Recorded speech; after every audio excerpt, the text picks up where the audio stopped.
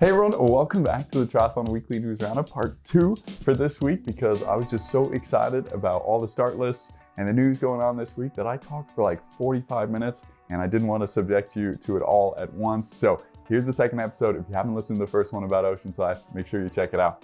But let's dive in. We can move on to challenge start list, and my excitement can stay just as high because I was, a little skeptical as to whether we'd have as big a start list as last year just because of all these series, and there's so many races this year, but Challenge really managed to pull it off and get some great names on the start list. I'm so pumped. Laura Philipp is back. She's going to be racing so much this year, but she says Roth is one of 2 highlight races of the season for me, which will be my main focus. She said her goal is to win Roth, so she's obviously coming in there pretty confident she can get it done. However, she will have to take on the likes of Lisa Norden, Laura Sedel, Magna Nua, and Svenja Thos, as well as a couple of really good German athletes like Laura Zimmermann and Anne Reichman. So that is going to be a really good women's race, and they haven't confirmed all the names on the start list just yet, so there'll be more to be added. And then on the men's side, I was actually really surprised to see a couple of these big names on here. Magnus Ditlev and Patrick Lange going to go head-to-head, the 1-2 from last year. That's going to be epic. Magnus going for his three-peat, trying to win it 3 times in a row. But they will be facing a couple of new big names on the Challenge Roth start list, like Rudy von Berg, Kyle Smith, Leon Chevalier, Daniel Backergaard, Clement Mignon, and Peter Heimrich. A lot of those guys also racing the T100 races.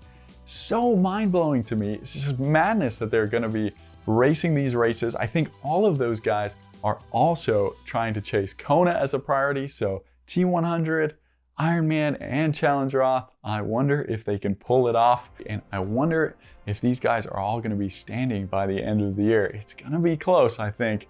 It seems so tough to do, and I don't think we've ever seen people race this much high caliber races before, so keep your eyes on that. But I actually don't think those guys are as crazy as Jonas Deichmann. I don't know if you guys have heard about him and what he's doing there. He's doing 120 Challenge Roths in 120 days, trying to beat Sean Conway's 105 Ironman in a row record, which is just insane to me. And yeah, hopefully I get to meet him when I'm there, because I'm so excited to be back and reporting at that race. Such a blast last year, and I don't think I can ever not go to it. So whether they want me or not, I'll probably be there. But moving on from Roth, we also have T100 Singapore, believe it or not. And 16 male athletes who are contracted are here on the start line, but just 8 of the contracted women, which was interesting to me. Some you could tell were choosing Oceanside, like Tamara Jewett, Paula Finley, Emma Pallant-Brown. And Emma Pallant-Brown, Singapore, probably not a good option for her after her heat issues. But Anne Haug missing off a year was a bit of a surprise for me. Hopefully it wasn't because of those health issues that kept her out of Miami. My guess is that she's probably targeting an Ironman herself to qualify for Nice. But then we got Chelsea Sodaro back on the start list, Imogen Simmons, Amelia Watkinson, Ashley Gentle, Marjolaine Pierre as well. So those will be super fun to watch. But they've also got now the 12 wildcards filling in. Quite a few good names here. Quite a few of the wildcards from the Miami race looking to impress again. Can't wait for that on the women's side. But Anne Haug is who I'm really curious about. She'll have to complete the remaining 6 races for the T100 series, as well as trying to go for Ironman Nice, and who knows, she might put her name on Roth as well. So super interesting to keep track of that. Max Newman is another one who's similar on the men's side. He is not on the start list for this race. Also wondering if he might have some sort of health issue as well. But more than likely, he's also probably chasing an Ironman for qualification. But otherwise, other than that, the start list is really strong. Javier Gomez is back. We'll hopefully see him fit and healthy for this one. And the wildcards here, I think, are really good. Mika Newt, Kyle Smith earning their first call up, and those are just phenomenal athletes who could win this race. Yuri Keelan, we saw, had a brilliant performance. He definitely earned another one. And then Kakper Stepaniak, if you guys haven't heard of him or don't remember him, he finished 7th at PTO Singapore last year, and then 2nd at Ironman Florida. So a well-deserved spot for him, and definitely a dark horse for this one.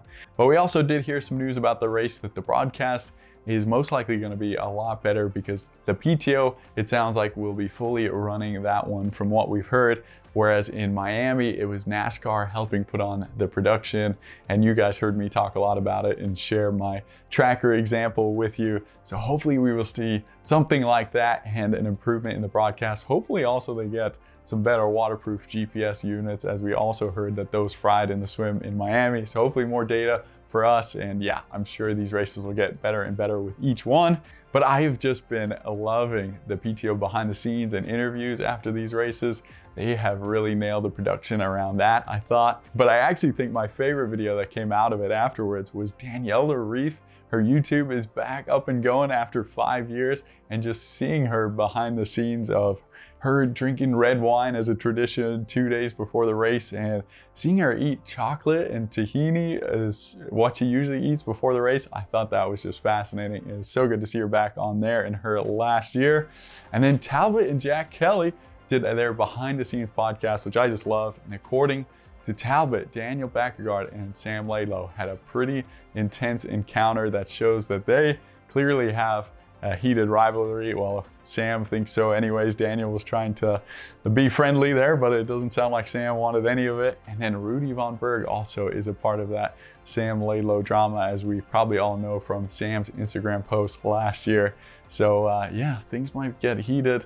So things might get a little heated between Sam and Daniel and Rudy. It'll be interesting to keep an eye out on. A couple other pieces of news. If you want to know a lot more about Abu Dhabi, if you're still intrigued about that, Pro Tri News did a great podcast with Chris Gamble that talked more about the behind the scenes of that cancellation that took place and how they tried everything to make it happen, but unfortunately just the government and everything was not going to let it happen. It was totally out of their hands, and a learning lesson for the future. He shared also the implications of rescheduling it, with having around 250 people change their itineraries, and just so many other factors of why it couldn't be done.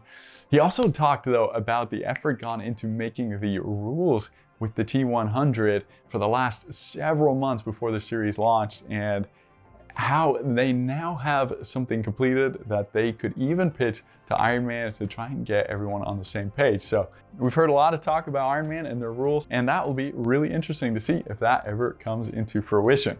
Then moving on to the video of the week this week, and this one just had me cracking up. Matt Hauser, world triathlon athlete as well. I actually saw this one from my girlfriend, and I actually didn't see it from him. I'm not sure if it's even on his profile. But yeah, that is just brilliant. And then also I've got my own video, a little bit biased here this week. I'll put a good bit of effort into this one, and probably why I'm in such a good mood and just smiling and my jaw hurts, it's because I have got my new dream bike from A2 Bikes. I am so spoiled, so grateful for this. I have absolutely no excuse now not to ride as much as I can and get this thing racing as soon as possible. I think it's just so beautiful. I'd love for you to let me know what you think of the paint job. Just huge shout out to A2 Bikes. It's been the best experience working with them so far. And yeah, if you were looking for a new bike, couldn't recommend them enough. My first ride was just a dream. I've never had anything like this, and I am fired up for a season of racing. So with that said, that is all this week. Thank you guys so much for watching. Those of you that support me above and beyond, you know who you are. I'm thinking of a few of you in particular right now, so thank you so much. We will see you guys in the next one. Have a good one.